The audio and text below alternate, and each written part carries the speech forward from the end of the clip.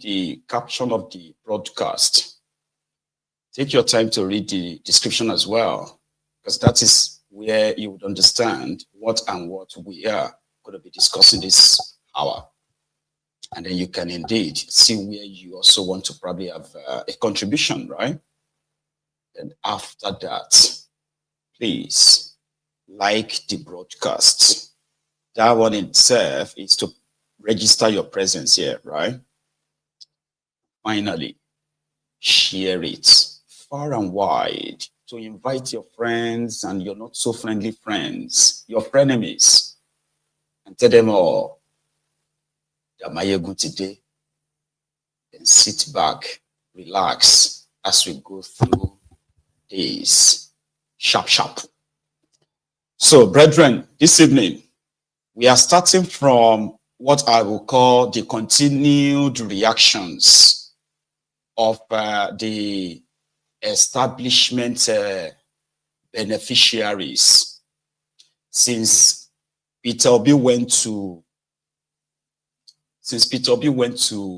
John Hopkins University in America, and he spoke to an audience where he factually, by the way, right, he factually exposed the sort of like wasting potentials of African countries, African leaders, and Nigeria, the growing poverty across board, including the recent IMF World Bank released a report that says that by 2026, more Nigerians are going to fall into poverty. And they gave all the sort of the data to back that up. And he was reacting to that. Then he was, in his usual manner, comparing Nigeria with other countries who were at par with Nigeria a few years back, and how everything got lost because of poor leadership. So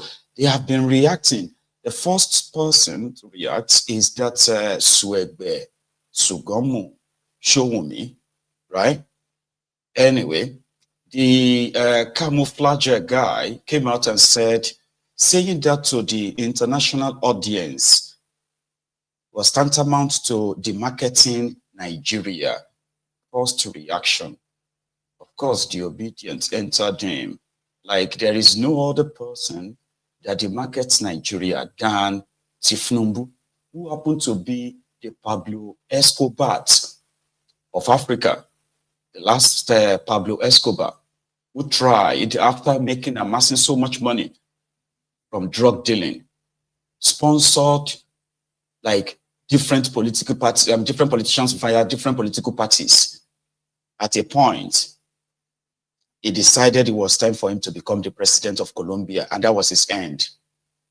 So what original Pablo Escobar couldn't do, Nigeria's Pablo Escobar has done it. That in itself, right?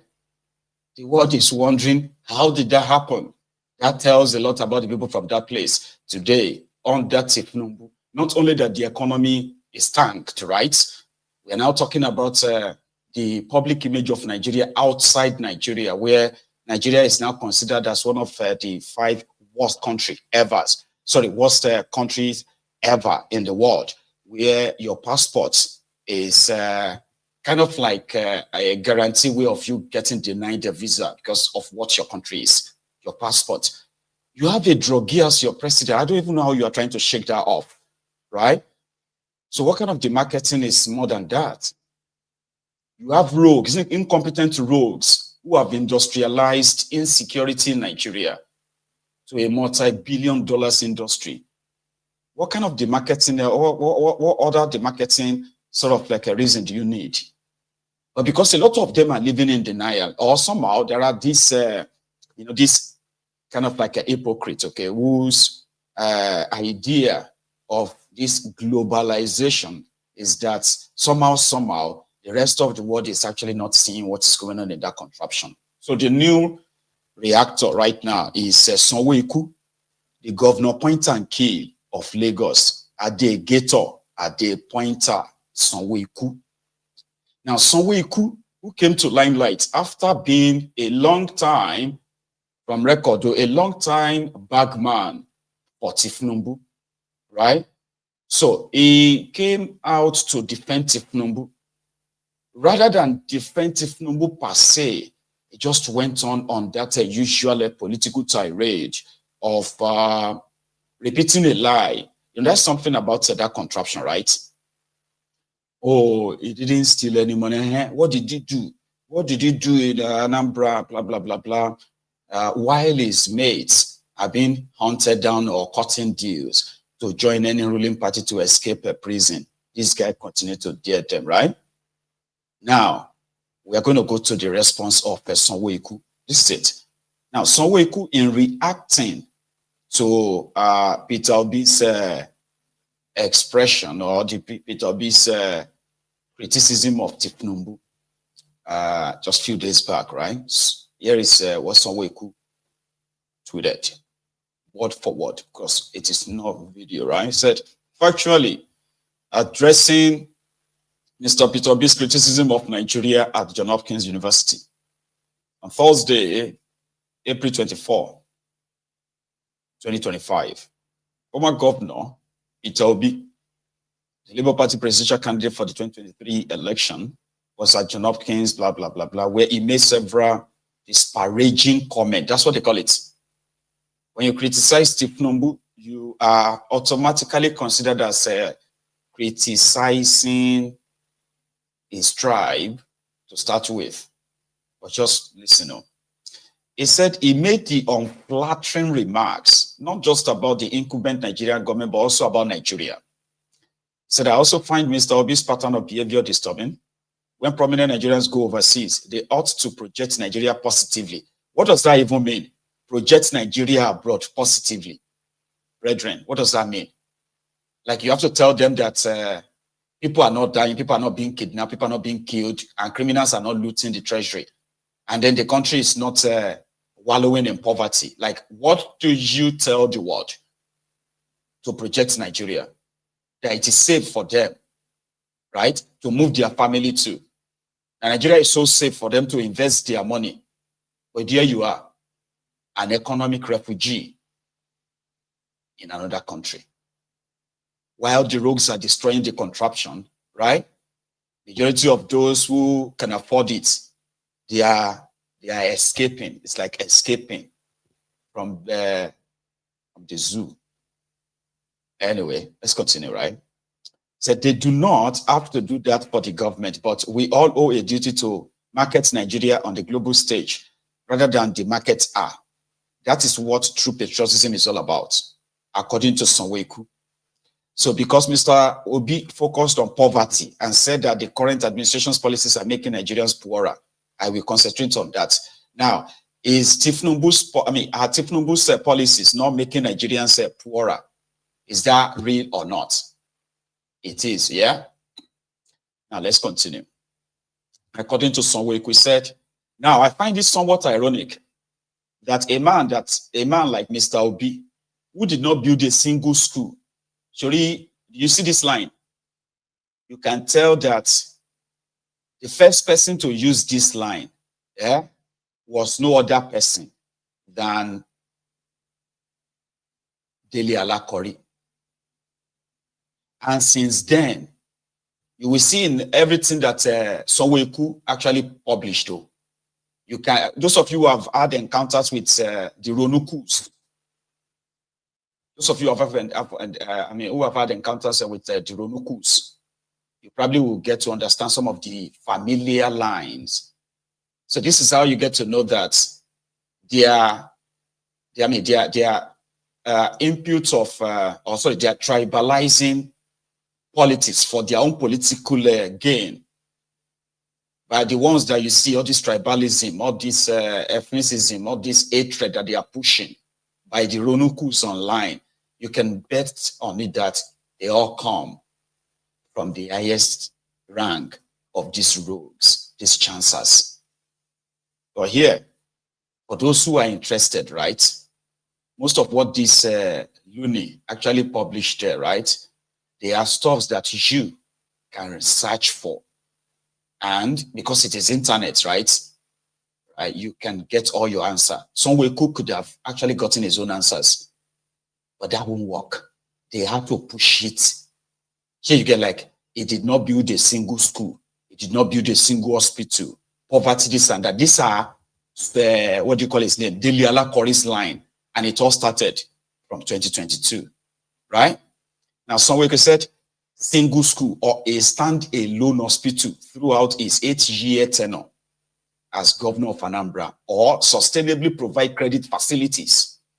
That Obi did not provide credit facilities. That means give money to maybe traders, or I think that's what I mean by that. We criticize the government of Nigeria, which is actively doing that.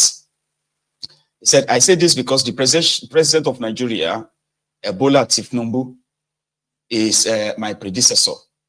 And as governor of Lagos and now president of Nigeria, has built over 200 schools and provided student loans to more than 200,000 undergraduates of Nigerian tertiary institutions.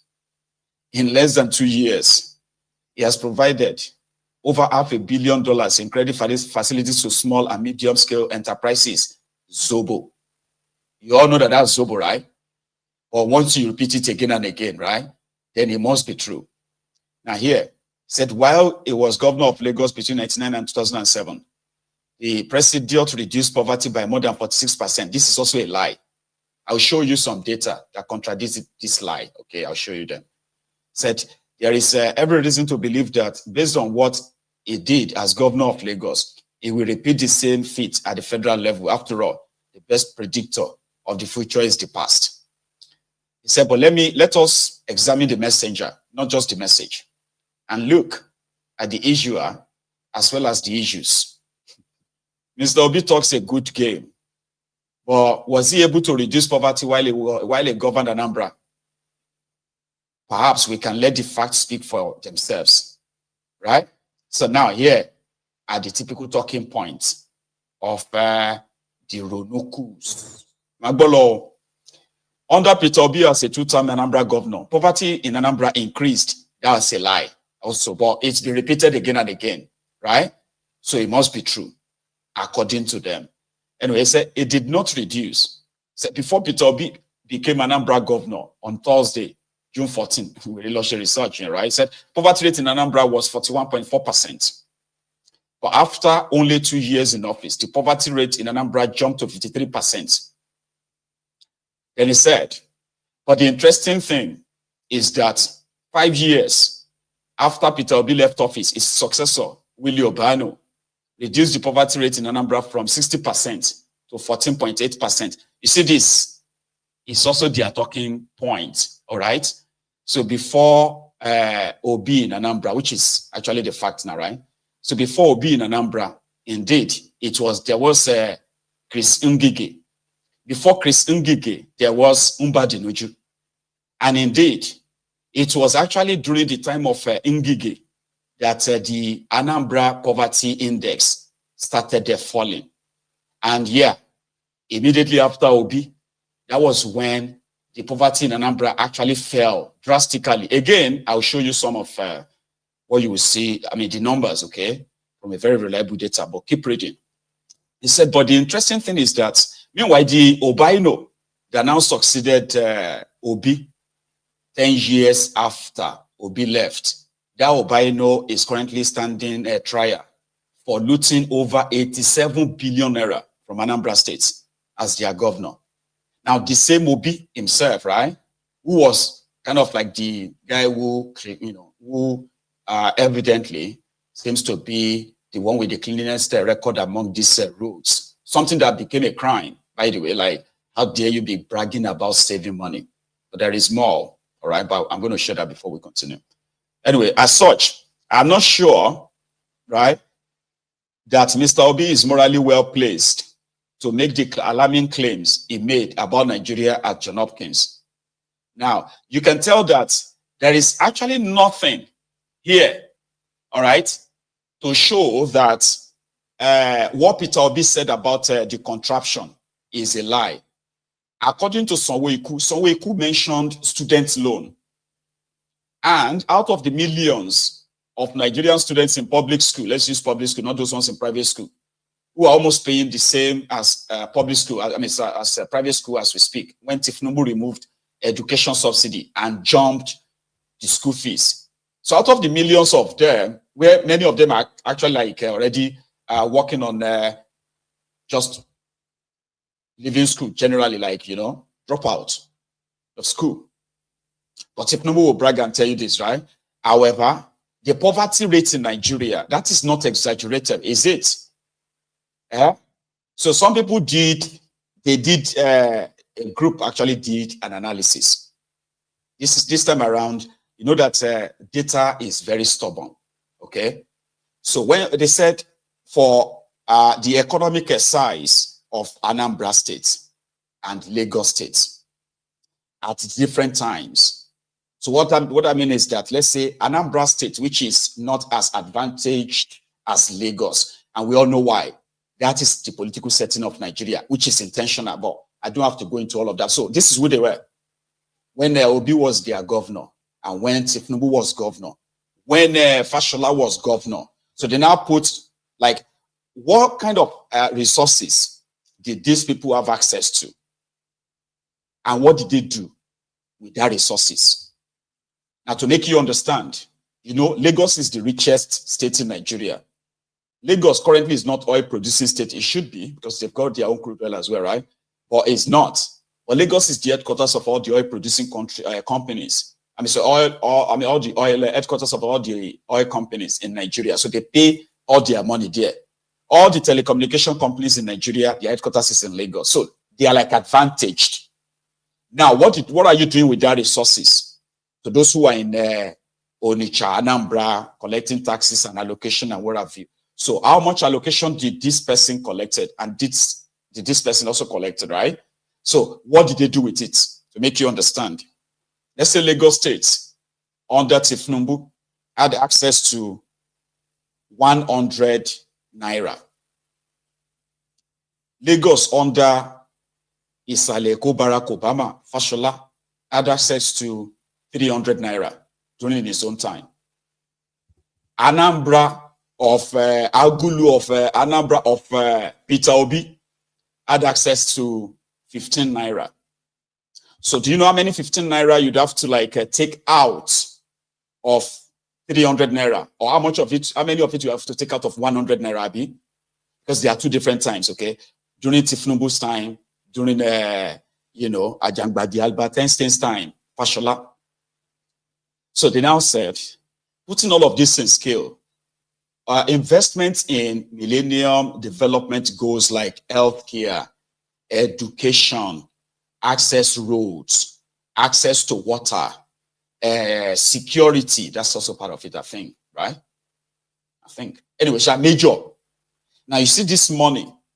What did you do on educational, healthcare, especially human development, I think that's what they call the HDI, Human Development Index, which means within that economy of yours, right? How many jobs did you create? How many other ways did you actually really touch the people's lives that they could see growth in their lives? You know, whereby your children are in school, not because your children are in school, even when you don't have money, and they are receiving quality education. Teachers are being paid. This, you know what I mean? Like stuff that will not really expose your vulnerability, which poverty kind of brings, right? Now they did this and they came up with this. Despite this amount of money that these guys had access to, all right? They said between 2003 and 2007, all right, rating what Tinubu and his guys did with this certain amount of money, so close, so similar in these social areas. Now, you see this data can be verified. As you can see the source underneath it. Now, this is the kind of thing you talk about whenever you want to try, right, to compare somebody who got 15 naira and somebody who got 300 naira. Now, somebody who got 15 naira, again, here's another factor. Somebody who got 15 naira, right, has less population, put it that way, okay? So now let's use number to make it make sense, okay? Somebody whose economy gives him 15 naira, where he has to budget and plan for education, healthcare, security, and name it, sure you get 15 naira. His population is, let's say the population is 200. While the one that had access to 100 naira, Tinubu during his own time, let's say the population was like 1,000. Now that the person who had access to 300 naira of his own, like assets, revenue or resources, right? His own population, let's say that jumped up. Fashola, that jumped up to maybe 2,500. So now you see. So you can say, oh, the people that will spend the 300 naira, they are so more than the people that will spend the 15 naira.